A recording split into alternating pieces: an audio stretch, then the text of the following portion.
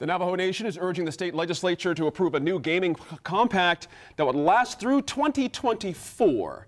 But a legislative finance committee recommends more oversight of tribal gaming, and at least one other tribe is raising concerns about any possible expansion of Navajo gaming and how much the market can really truly absorb. Now, the proposed compact would allow the Navajo Nation to have 2 additional casinos, and it would exempt the tribe from revenue sharing if internet gambling is approved.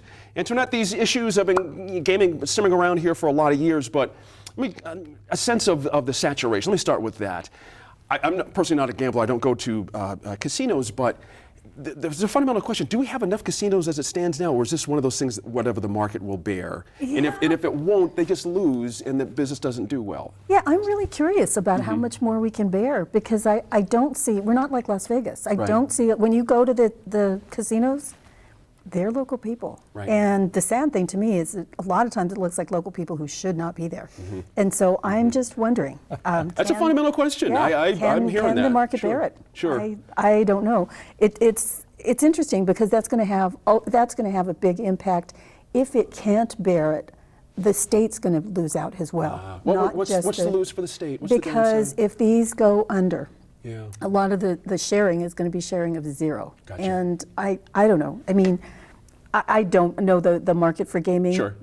I think they need to start importing people to these casinos. I don't know. And I just don't see that Mississippi's happening. tried that. They do a lot of junkets and things and Yeah, stuff. the truckers, I guess, on the Sure. road, maybe. I'm not so sold that it's an issue of whether or not there's viability for casinos or gaming. I think that there is, and the casinos have played that out. But it's an issue over regulation.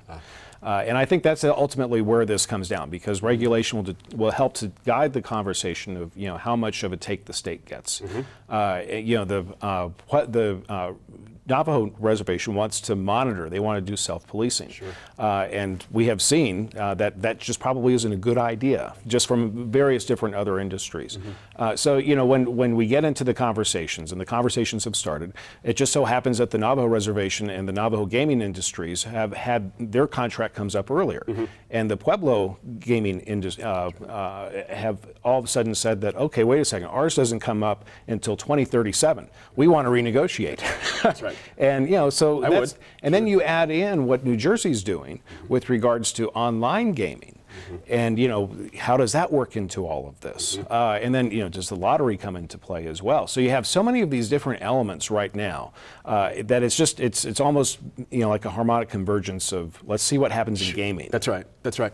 Tom just asked the great question, Rob. How does this work actually with the internet gaming component? Right. And it seems like perhaps, do things have to settle down a little bit on how that all works before a compact is decided, or do we go into it blind? I think this is going to be a really complicated and difficult issue in the 30-day legislative session and going forward too, because in addition to all the things that Tom mentions, you've got a larger issue, which is ages old here in New Mexico. It's the sovereign state versus the state of New Mexico argument. So you've got the LFC, the Legislative Finance Committee, that's saying that we should be getting more money. There's some sort of shortfall here, and you've got the Navajo Nation pushing back against that. Then you've got the whole issue of free play, which is the amount of money that, or the something that's where you allow the gamblers to have a free token or whatever, and the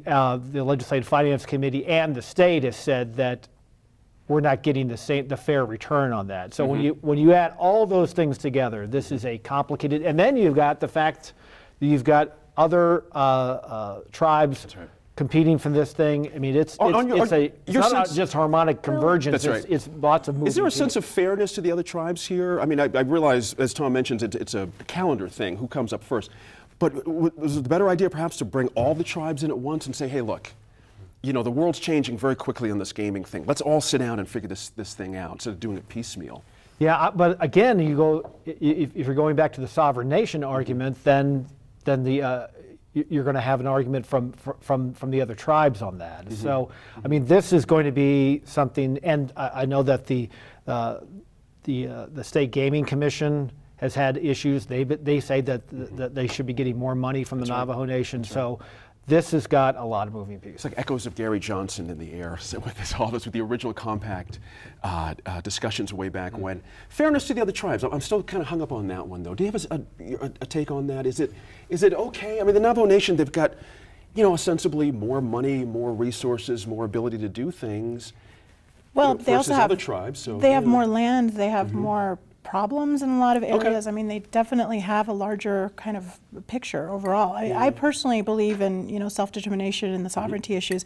I don't know that the state is in a position to be able to say, let's all get together and everybody work it out that way, because these are independent nations. I mean, the state is one entity that has a responsibility for regulation. Sure. But I don't know that they can step in like that and say, let's just piecemeal this out all together. I mean, I think it has to be worked out, and hopefully it'll be worked out for the benefit of the nation. Your and the sense tribes. of the saturation issue. What's your sense of that?